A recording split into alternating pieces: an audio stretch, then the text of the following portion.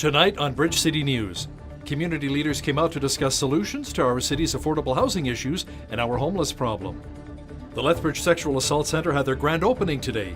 We find out how this agency is having a major impact in our community. And Lethbridge College did a poll asking Albertans who they're voting for in the upcoming provincial election. We have the results.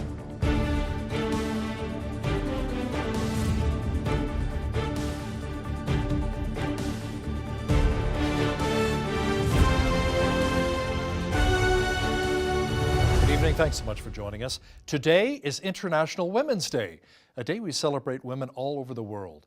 It was also a very special day in Lethbridge as community leaders gathered at the grand opening of the Sexual Assault Centre. As Loris Alexander reports, the new centre will offer support to those who are most vulnerable. A first for Lethbridge, the grand opening of the Chinook Sexual Assault Centre on International Women's Day. But the message behind the organization isn't a new one. Our vision from the board of directors is to end sexual violence in southwestern Alberta.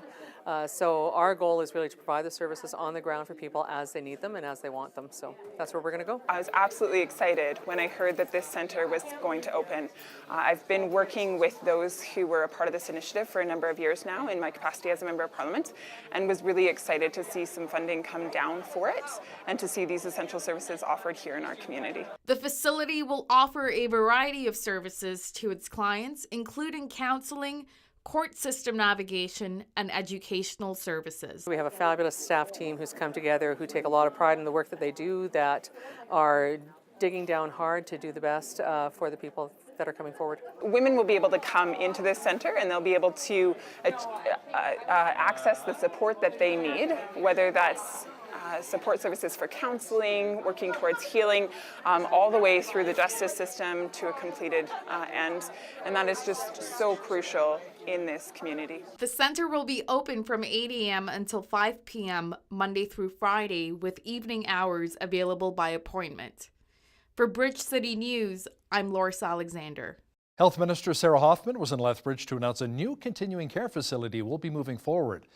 The 100-unit facility is being built by Covenant Health and will include designated living spaces, including units with support for people with dementia. Clients will live in home-like suites and have services available to meet their changing needs. The new continuing care facility is expected to be open by the fall of 2022. A forum was held at CASA today. It was an opportunity for residents, leaders, and partner agencies to network and share their ideas. Presenters included Dr. Alina Turner of Turner Strategies and Liz Weaver from the Tamarack Institute. Dr. Turner's presentation looked at moving towards a more regionalized integrated approach to housing and homelessness in southwestern Alberta, while Weaver conducted a workshop to create a framework for community change. We're really not going to make too much of an impact without working together in a new direction. So I talked a lot about the movement of people from smaller rural areas into large urban centers, and that's a trend that's happening globally, and this region is no exception to that larger worldwide trend. I've been told in the past, when I've been working with individuals, if they want the services, why don't they move to the urban centers? And I've advocated for them. This is their home. They have a sense of belonging. They are entitled to stay in their community. Let's bring the services to where they are, because that is their home, and they deserve to stay where they are living. Not everybody needs the same kind of service. They need supports that really meet their specific needs. And so by coming together, by working collectively together, you can understand, okay, so what is this individual's challenge and how do we support them best? How do we send them to the service that best meets their need and the complex nature of their need? And I think by working collectively, which is what we're going to be focusing on here, it might not necessarily happen in your community. It might be in the community next to you, or it might be in another community. And so how can you know what's going on in the larger region, and then really supporting people so that they feel safe, secure, and housed. According to the City of Lethbridge, the homeless population has more than doubled in the last 2 years. A Court of Queen's Bench judges ruled that statements David and Colette Stephan made to an RCMP officer and a child abuse consultant in 2012 will be admissible in their upcoming trial in June. Justice J.D. Rook said it was clear the two were dedicated parents to Ezekiel, but it was their choices that were in question. It is still not clear if the couple will have a lawyer in time for their 4-week trial. A new trial was ordered by the Supreme Court of Canada after it was ruled the original trial judge did not properly instruct jurors. The couple was convicted in 2016 of failing to provide the necessaries of life for their 19-month-old son Ezekiel, who died of meningitis. The province announced that 17 municipal transit systems will share $215 million. The funds will go toward electric buses, light rail vehicles, and a new LRT station. Lethbridge is receiving just over $8 million, with the funds going to 7 electric buses and a new solar charging station. I think it's progressive and it's a welcome step. We welcome the opportunity to partner with the province. We're happy that they're making funds available to minimize the cost of capital for acquiring additions to our transit fleet. And we'd like to say thank you to the province of Alberta for providing these funds for electric buses. Alberta Community Transit Fund investments are designed to help cities address the needs of their growing populations through sustainable transit options. Coulee Fest will be returning to Lethbridge College this summer. This year's event will take place Saturday, September 14th at the college campus. Last year, close to 3,500 people took part in the festivities. Event organizers say it is a fun way of thanking the community for their support of the college. Once again this year, there will be live music, food trucks, and lots of family fun. The Junk Outdoor Market will also return for a second year, bringing more than 35 vendors offering antiques, clothing, and handmade home decor. St. Catherine's School in Picture Butte offers a unique elective for its students, stand-up comedy. For their final assessment, students will be making roast jokes about their teachers. BCN's Ainsley O'Reilly has the details. Yeah, a lot of people like to be funny, but they like to be funny on their own time. To try to learn how to craft a joke, it takes writing skills, and then you have to learn how to perform it. And so that's kind of the process that we do in the class. Is we spend some time learning how to write a joke, set up punchline, that kind of thing, one-liners and whatnot. And then by the end, they should have practiced and rehearsed and go on stage and try to perform it. You heard that right. St. Catherine's School is the only one in Southern Alberta that offers a stand-up comedy class. For their final assignment, the students will be roasting their teachers. Miss R looks like Jennifer Garner if Jennifer Garner was from Valley Village. I'm very excited for the roast because, well, I'm a little bit nervous too because like all the kids might not laugh. And the comedy class is fun. A comedian himself, Brian brought in some help. It was interesting to see how jokes are developed in a kid's brain, where they were coming up with the premises, but because they had no background of comedy, they didn't know how to phrase the joke yet. But they were naturally coming up with very funny connections between different things that could be written as roast jokes. In exactly 2 weeks' time, Mr. David Duke's class will have an opportunity to showcase all of the jokes that they wrote today. Parents, teachers, and friends will have an opportunity to watch. For Bridge City News, I'm Ainsley O'Reilly. UCP leader Jason Kenney says if he's elected premier this spring, he will not be making any changes to personal income tax rates. Kenney says with our province running multi-billion-dollar deficits, the cupboard is bare and will have to wait on any tax reform. Kenney says if the UCP wins, they'll be inheriting a $7 billion deficit and a $60 billion debt. Kenney says his party would delay any tax changes until the budget was balanced. Lethbridge College students did a recent poll where they reached out to 1,055 Albertans asking who they'd vote for in the upcoming spring election. The UCP and leader Jason Kenney was the voting choice of 57.8% of those polled. Premier Rachel Notley and the governing NDP only received 23.2% of the vote. The Alberta Party sits well back in third place with 7% of decided voter support, and the Liberals are currently running at 5.1%. The poll found that 60.4% of younger Albertans would vote for the UCP, and overall, when it comes to gender, 60.6% of men would vote UCP, while 54.4% of women would vote for the Conservatives. The spring election will take place on or before May 31st of this year. Red Deer College will soon become Red Deer University. The provincial government gave the college the green light to seek university status. School officials say becoming a university will attract more students from across Canada and around the world. Red Deer Mayor Tara Veer says Red Deer University honors Red Deer College's proud 55-year history. She says the new name is authentic and the best is yet to come for the educational institution. Prime Minister Justin Trudeau apologized today, but it has nothing to do with the SNC-Lavalin scandal. It was directed at Inuit Canadians. Trudeau apologized for the way the Inuit were treated following the tuberculosis outbreaks in the 1940s, 50s, and 60s. The policy wasn't an accident, it was purposeful. It was done even though the Government of Canada knew the toll on Inuit families. It was done when the best interests of communities were not put first. To the people who were sent south, we are sorry.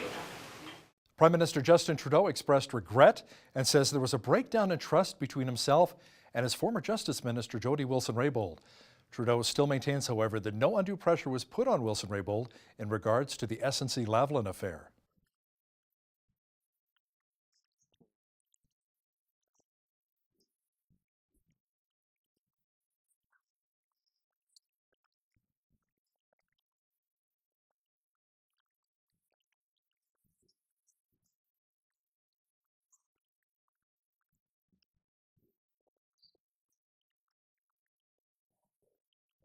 Conservative leader Andrew Scheer says Prime Minister Justin Trudeau is not being honest with Canadians about the SNC-Lavalin scandal and should still resign immediately. Trudeau's interference was not about jobs. It was about protecting a Liberal-linked, well-connected corporation with an army of government lobbyists. Second, and most importantly, there can never be justification for political manipulation of the rule of law. There is no reason good enough. Mr. Trudeau might not believe that, but I do. Andrew Scheer says if he's elected Prime Minister this October, he will save Canadians a lot of money, especially when it comes to heating homes. Our parliamentary reporter Ray Fillion has the details. He's promising that if he becomes Canada's next Prime Minister, his government will take the GST off heating costs. And they're talking here about electricity, natural gas, and so on across the country. The CRA under the plan would actually reimburse customers the 5% HST that they currently pay on those heating bills. The rationale here is heating your home is not a luxury, it's an essential thing, you have to do it. Mr. Fillion will also have the latest on the SNC-Lavalin scandal, which has rocked Ottawa. That's coming up in the second half of our show. The company at the forefront of the controversy in Ottawa lost a court bid today to negotiate an agreement to avoid a criminal trial. The Federal Court of Canada tossed out SNC-Lavalin's plea for a judicial review of the 2018 decision by the Director of Public Prosecutions. The Montreal-based engineering firm faces accusations it paid bribes to obtain government contracts in Libya. The company unsuccessfully pressed to negotiate a remediation agreement. That is a legal means of holding a company to account for wrongdoing without criminal proceedings. The company said the ongoing uncertainty related to the charges are having a direct impact on business. Today is International Women's Day. We see women in many occupations once dominated by men, whether it's in politics, business, or even the trades. As we hear in this next report, some construction sites are also looking a little different these days as we see more women getting their hands dirty. You see that pin on the bottom? You're going to line it up with the hole right underneath. Third-year plumbing apprentice Jana Rojas left a job in social work in search of better pay and career advancement. Rojas is joining a growing number of women in the construction trades, bolstering the ranks traditionally held by men. I was looking for some kind of security, also a skill that I can take anywhere, and that's very useful, very important, and just in life. According to the Federal Bureau of Labor Statistics, women hold 3.4% of all construction jobs. That's roughly 285,000 women out of 8.3 million construction workers nationwide. The total number of women in construction rose about 31% over the past 10 years. We've had a real shift in terms of really working with the unions as partners in our work because they recognize that the need for a diverse workforce, a workforce that represents the population of New York City and beyond. The Building and Construction Trades Council of Greater New York is working with the nonprofit group Non-Traditional Employment for Women to recruit women for apprenticeship programs. The women that I have here, no, they work. They'll do anything I could do. They'll probably pick up the pipe and run with me or whatever. Chop a hole, core drill, do whatever has to be done. They'll get it done. Rojas went through NEWS program. She's now learning on the job alongside her male counterparts. This was something that is spelt out for you on how you advance in the first couple of years, and and then once you complete the program, you're the exact same pay as a 10-year veteran. Perhaps when they are themselves skilled plumbers. In Chicago, a group of women recently graduated from a similar pre-apprenticeship program through an organization called Chicago Women in Trades. The nonprofit offers graduates access to mentoring and tutoring from seasoned tradeswomen. People might say that it's a man's job because it's dominated by men, because women has been frozen out of this industry for so long. And now that the opportunities are presenting themselves, then it's time for us as women to seize this opportunity. The tradeswomen say the male-only culture on job sites, often laced with sexual innuendo, is changing. Any comments that might have affected me before doesn't now. You grow thick skin. So, yeah, it's not a problem at all. Another change, job sites have started accommodating the needs of tradeswomen. Do they have access to restrooms? Do they have safety gear and clothing that fits them? And we've seen real progress in those areas and real work in our partnership with the apprenticeship programs and the unionized construction programs to ensure safety, security, and opportunity and real advancement for women in the trades. The construction industry is predicting a 12% growth in jobs over the next 6 years. And women plan to be part of that growth, equipped with the right tools as it happens. Joseph Frederick, Associated Press, New York. It's time for another Movie Mill Minute with the owner of the mill, Mr. Len Binning. Len has a look at some of the great movies playing at the mill this weekend.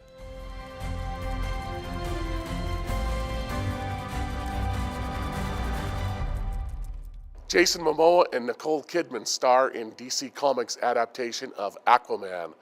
He's the heir to Atlantis as Arthur Curry in this action picture. Let's take a look. I've been looking for you. Your half-brother, King Orm, is about to declare war upon the surface world. The only way to stop this war is for you to take your rightful place as king. Trust me, I am no king. You do your best thinking when you're not thinking at all. That was the worst pep talk. Spider-Man Into the Spider-Verse took the Oscar for Best Animated Picture this year. It's a story about Miles Morales, a Spider-Man in an alternate universe. There are 5 other alternate universes, but there's one common enemy.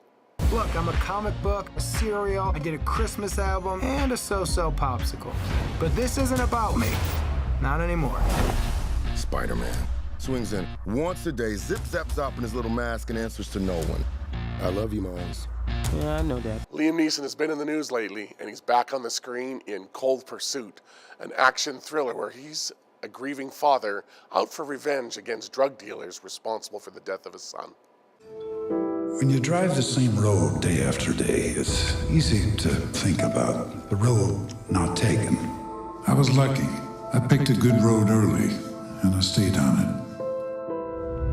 Mr. Coxman? What can I do for you? It's about your son. You know, I have seen Aquaman twice now. Lots of action and adventure. Great movie. If your idea of adventure is hitting the slopes this weekend, it should be a nice weekend for it. The ski report, along with a complete look at the weather forecast, are coming up. We had another spring-like day in the city today. Tonight, a chance of flurries developing with a low near -11.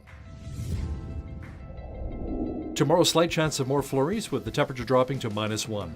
Sunday, mainly sunny with a high near +2. Even warmer on Monday with a high near 5 degrees expected. Tuesday, a few clouds and a high near 3. Wednesday, more clouds developing and a high near 5. Thursday, mainly sunny with a high again near 5 degrees. Checking the almanac, the average high for this time of year is 4 and an average low of -8. The highest temperature on this date was recorded in 2004 at 19 degrees, and the record low was a chilly -38 in 2002. Sunrise was at 7:01, sunset at 6:24. Let's have a look at how tomorrow is looking across the country now. Vancouver will be mainly sunny and 8. Victoria will also have loads of sunshine and 8 degrees. A mixture of sun and cloud and -2 for Calgary tomorrow. Edmonton had a snowfall warning today. Tomorrow the snow should taper off and you should see a high of -5. Regina will be partly cloudy and -8. Saskatoon will be mostly cloudy and -8 as well. Snow and -4 is on tap for Winnipeg on Saturday. Sunny and 0 for Toronto. Blue sky and the freezing mark as well for Ottawa. Sunshine and -5 for Montreal. In the Maritimes, Fredericton, New Brunswick will have light flurries of -2. A slight chance of snow at +1 for Halifax, Nova Scotia. Charlottetown, PEI will have snow and -3. And in St. John's, Newfoundland, expect flurries and -1 on Saturday.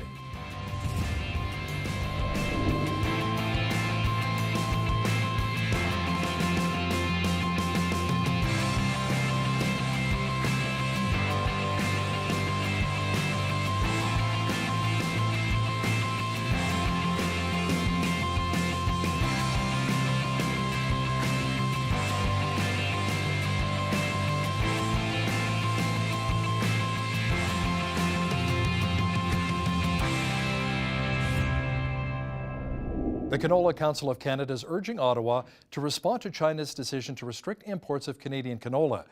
The decision heavily impacts Richardson International, which handles a lot of the oilseed. Council President Jim Everson says Chinese restrictions affect growers and the entire industry. Everson says plant health experts are working with China to resolve concerns raised about pests. About 40% of our country's canola production is sold to China, with sales last year hitting $2.7 billion. Stats Canada says 56,000 new jobs were added across the country since January. The agency says, however, there were 67,400 full-time positions added, but 11,600 part-time jobs were lost. Ontario led the way with the biggest growth. Employment rose by 37,000 in February, and unemployment was unchanged from January at 5.7%. A year ago, the unemployment rate in Alberta was 6.7%. Currently, the unemployment rate in the Lethbridge-Medicine Hat area is 5.8%. That is up from 5.4% in January.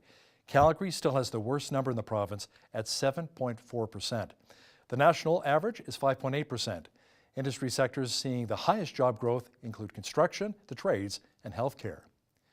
Across the pond, British Prime Minister Theresa May told Parliament today if her Brexit deal is rejected next week, the UK may never leave the European Union. Members of Parliament in Westminster face a crucial choice: whether to back the Brexit deal or to reject it. Back it, and the UK will leave the European Union.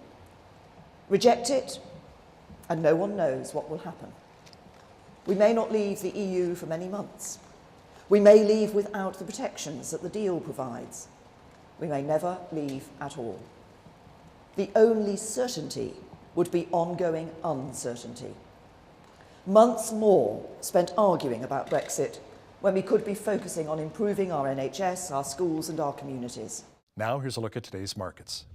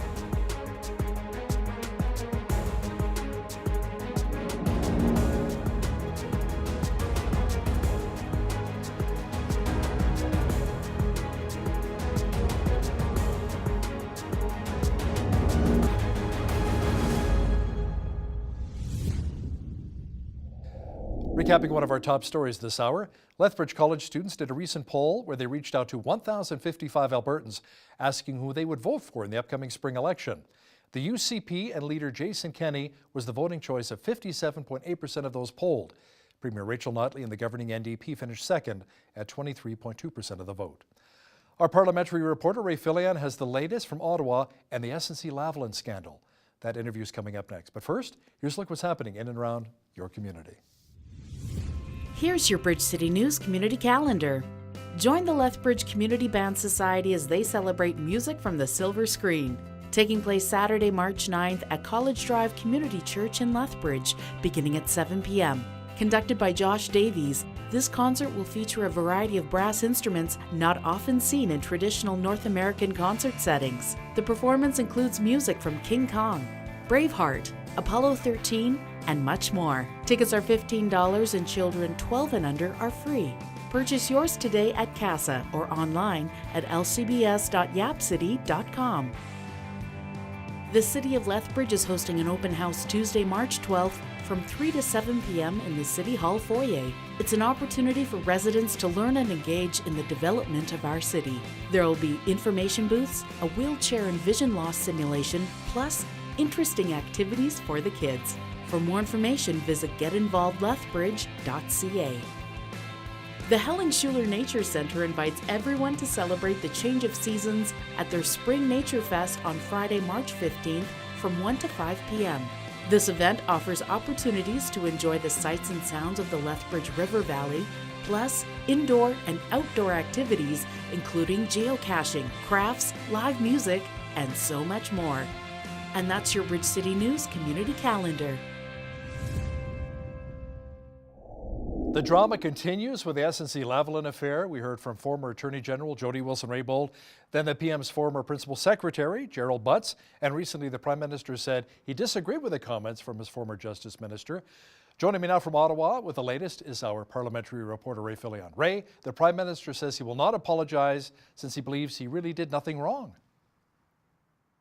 Absolutely. You know what? You don't see an 8 a.m. news conference very often on Parliament Hill, let alone one featuring the Prime Minister. But that's what we had on Thursday morning here in the nation's capital. Justin Trudeau absolutely wanted to give Canadians his side of events, his take on what happened between September and December of last year when they were in the midst of discussions with the former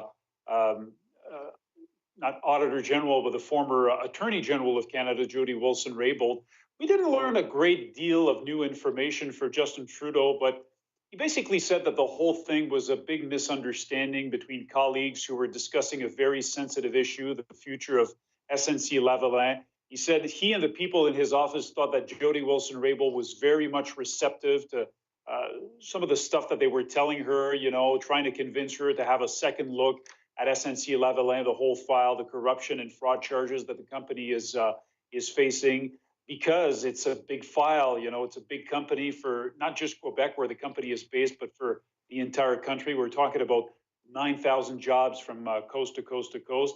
The Prime Minister didn't apologize, but he did offer a bit of a mea culpa. He said that he wasn't aware that the trust between his office and the former Attorney General had broken down, and that he should have been aware of that as the Prime Minister, as the head of the government.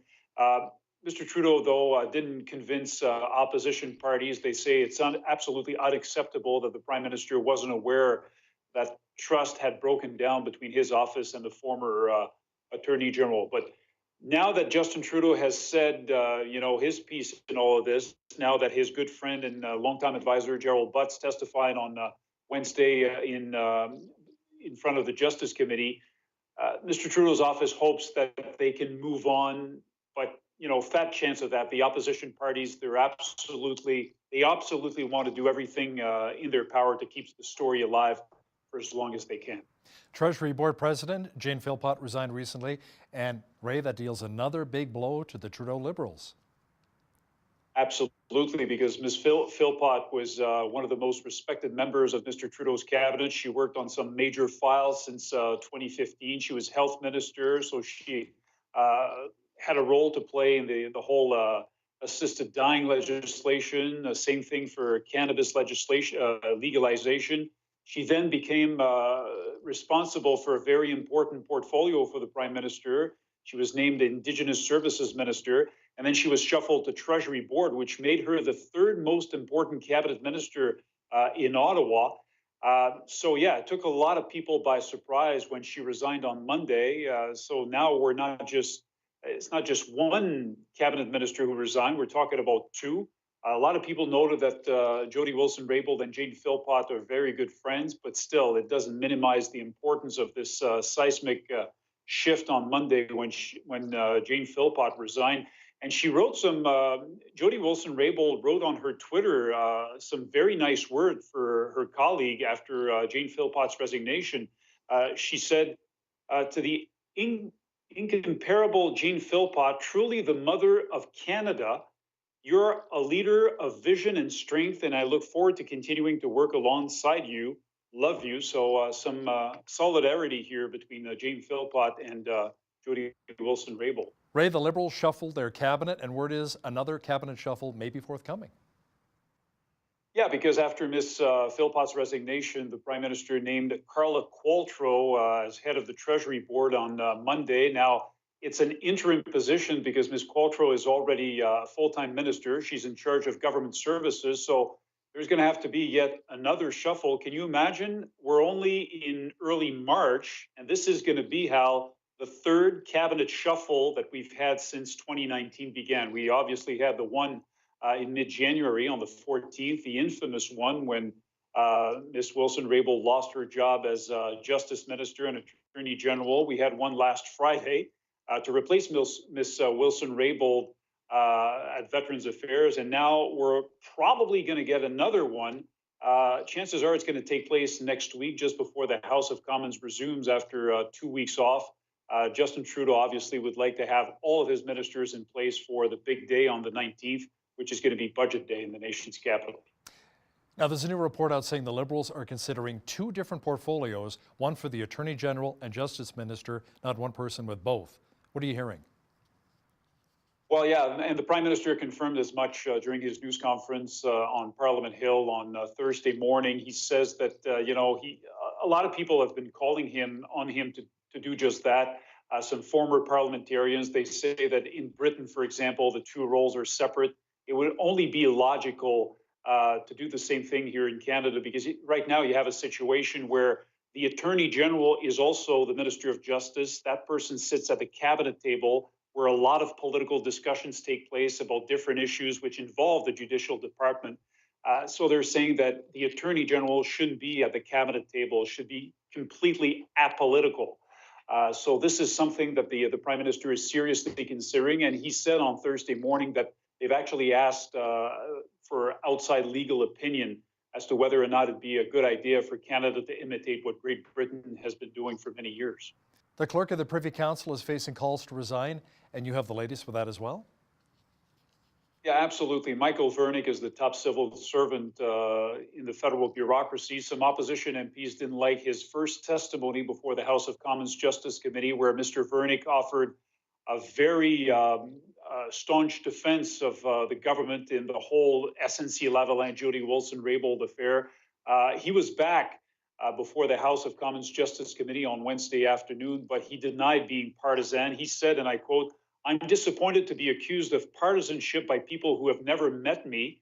My career is on the public record. I've held the highest security clearances of this country for many years. I was named deputy minister level positions by Prime Ministers Chrétien, Martin, Harper, and Trudeau." So he says he's not political.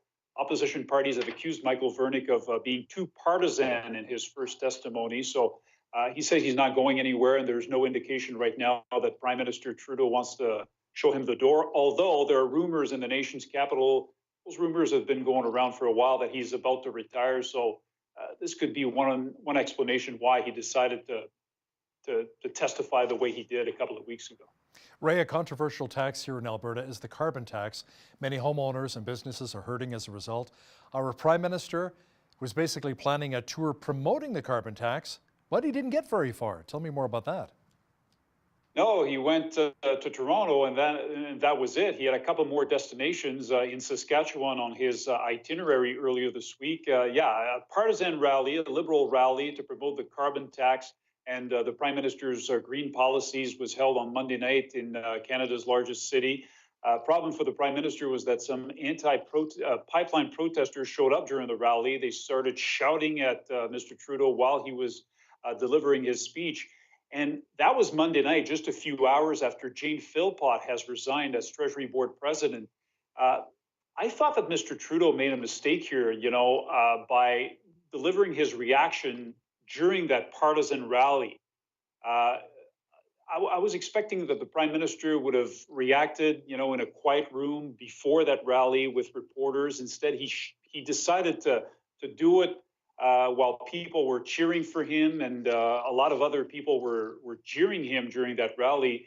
There was even some pushing and shoving during the event in question. So it was a very bizarre scene. The next day, he was scheduled to go to Regina to take part in another similar event and also visit a Canadian Tire store to highlight his green policies. But that event got a kibosh. The Prime Minister decided to come to Ottawa instead to deal with the SNC controversy, which by now we can call, I guess, a crisis.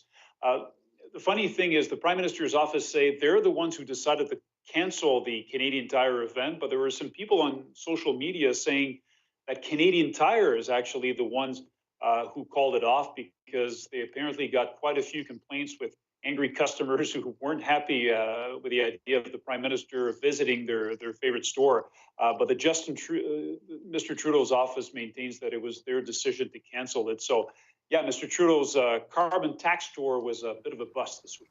You know, it's interesting. A fellow journalist friend of ours said to me once, a lot of dramas following Prime Minister Justin Trudeau, but what do you expect from a former drama teacher? Lots of drama, right? Yeah. Now, former Prime Minister Brian Mulroney has a unique suggestion for Justin Trudeau with regards to China. Tell me more about that. Yeah, he was in the nation's capital on Wednesday to give a speech at the convention center here. As you know, John McCallum, Canada's former ambassador to China, was fired last month by the Prime Minister after some controversial remarks that he made.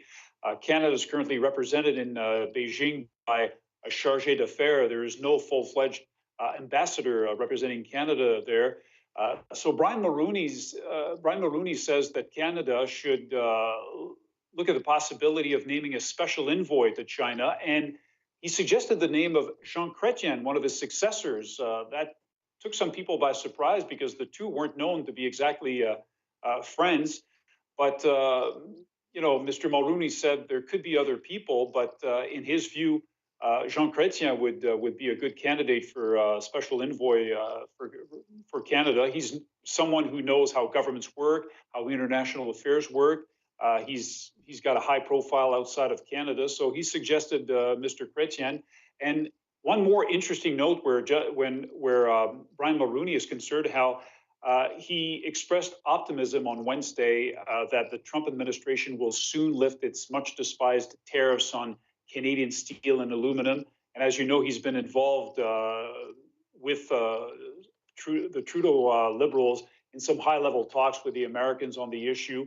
Mr. Mulroney has also known the current American president, Donald Trump, for more than 20 years. So he says he's optimistic. We'll see, obviously, what happens. Yeah, that'll be great for our steel and aluminum producers, the 25% and 10% tariffs. Andrew Scheer has unveiled an interesting campaign promise this week. What does it entail? He's promising that if he becomes Canada's next prime minister, his government will take the GST off heating costs. And they're talking here about electricity, natural gas, and so on across the country. The CRA under the plan would actually reimburse customers the 5% HST that they currently pay on those heating bills. The rationale here is heating your home is not a luxury. It's an essential thing. You have to do it. So, you know, there's no GST right now on many essential products. So why not remove the GST on home heating products? This is something that will only apply to home heating. We're not talking about businesses here. They wouldn't get that rebate. And the Tories say that the average household in Canada would save $107 a year with that measure. This is a measure, according to the Conservatives, that would cost the federal treasury $1.6 billion a year. But that's a campaign promise I could definitely get behind. Our parliamentary reporter, Ray Fillion, joining me once again from Ottawa. Thanks so much, Ray. My pleasure, Hal.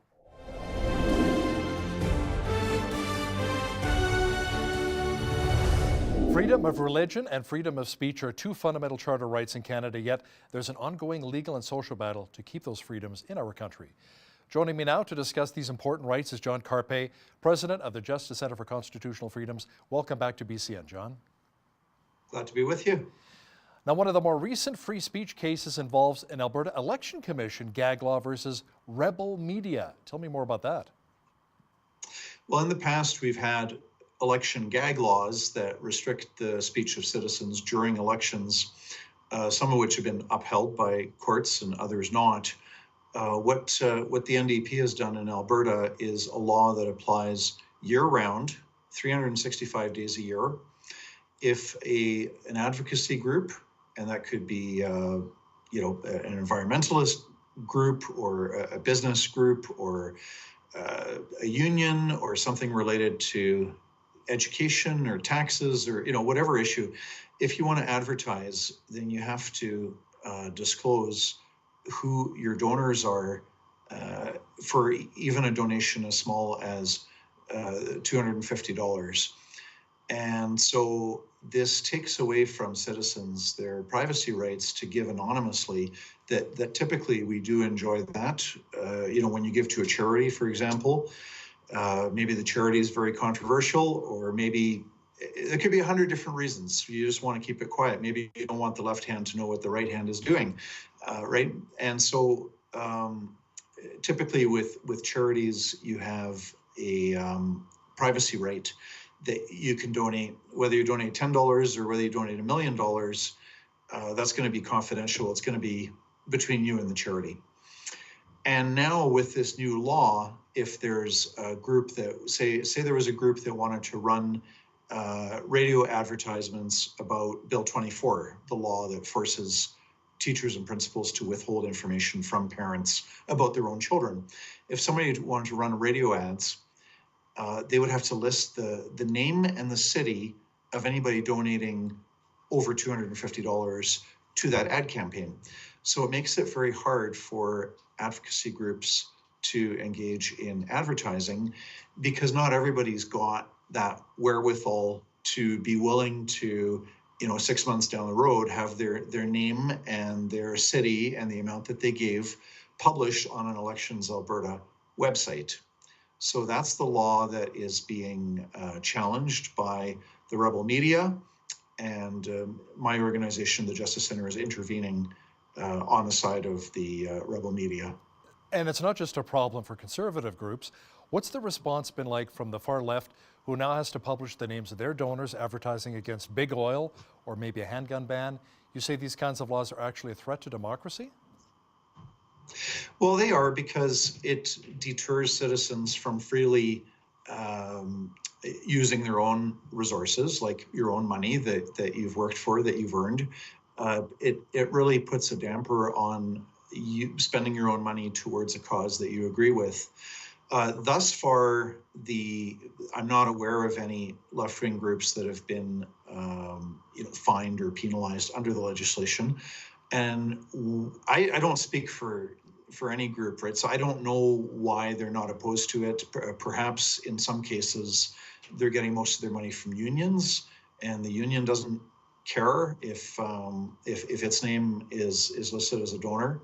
So we'll have to wait and see. But certainly it's negative impact on democracy across the board.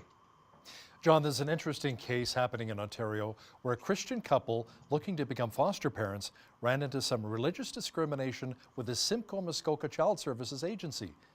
Can you share a little bit more about that? Well, it was a pastor, in fact. Pastor and his wife wanted to adopt children, and they went through a screening process, not unlike a couple in Edmonton, Alberta, who went through this in last year. But the Ontario couple went through the screening process and passed with flying colors all of the essentials. They were deemed to be psychologically stable and have a good marriage, and they would be good parents, and so on and so forth. But then the social worker at one point said, "Do you, you don't believe in the parts of the Bible that are outdated, do you? You don't believe in those parts?" And the pastor said, "Well, we believe in the entire Bible," and on that basis, they could not proceed further. And again, the big stumbling block was, do you agree with the government's perspective on homosexuality? That was the big stumbling block. There seems to be a concerted effort that if citizens who believe in biblical teachings, people who believe in a Christian sexual morality, are on that basis and for that reason are being denied government services or benefits, or their freedoms being trampled upon. And it's disconcerting, and it's not even that what Christianity teaches about homosexuality is not a central part of the religion. It's one, it's one piece of the puzzle, but it's not really a central dogma. But still, you've got that push. Yeah, you've got the conflicting ideologies.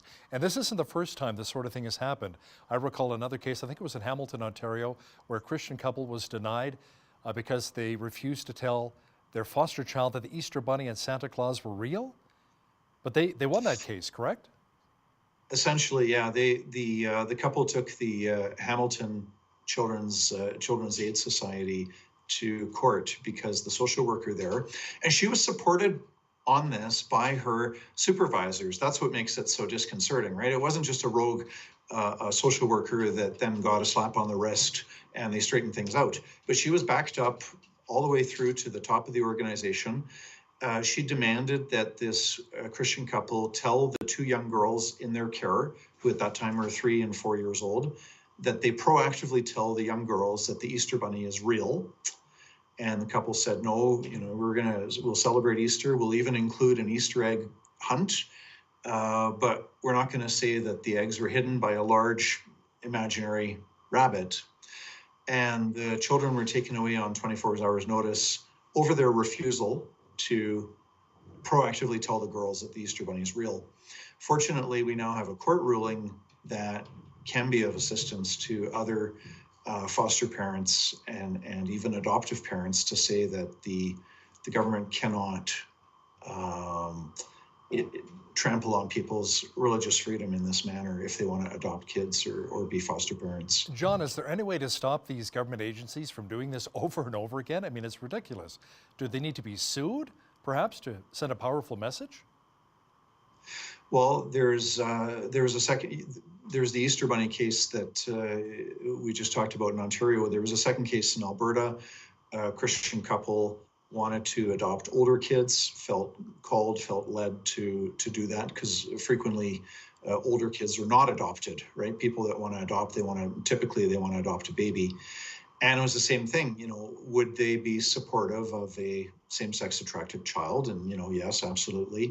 Well, would you encourage that child to explore his sexuality? And they said no, same as if we had a opposite sex attracted child. We're not going to encourage our kids to explore sexuality outside of marriage.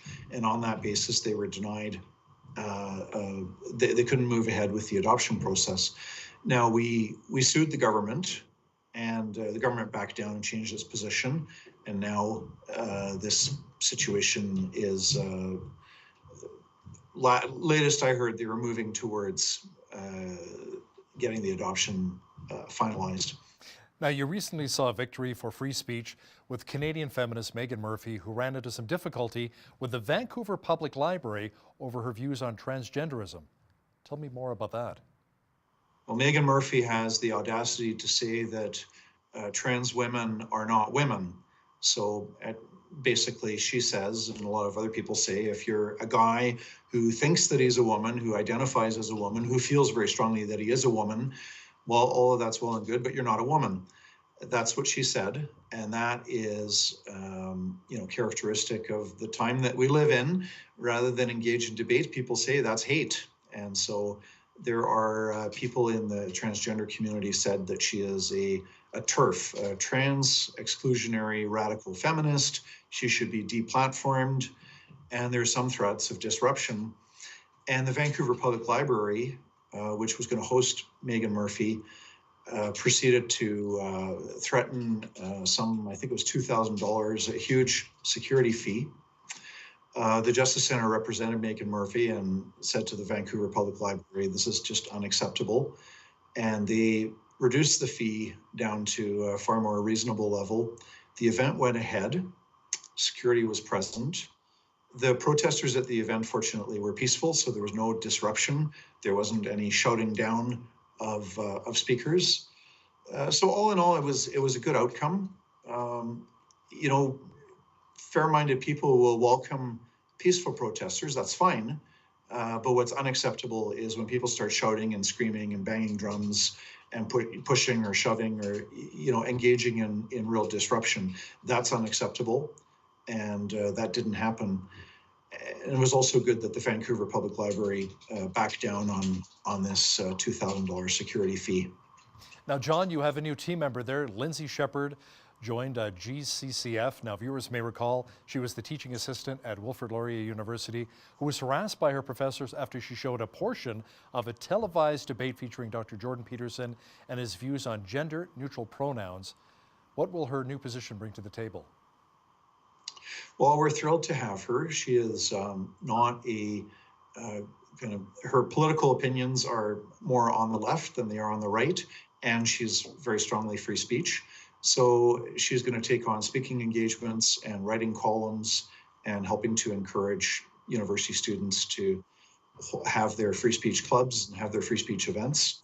And so, yeah, generally focused on promoting campus free speech at universities. Have our universities really learned anything from that Wilfrid Laurier case, or are they still repressing freedom of thought and speech? We still have a long ways to go.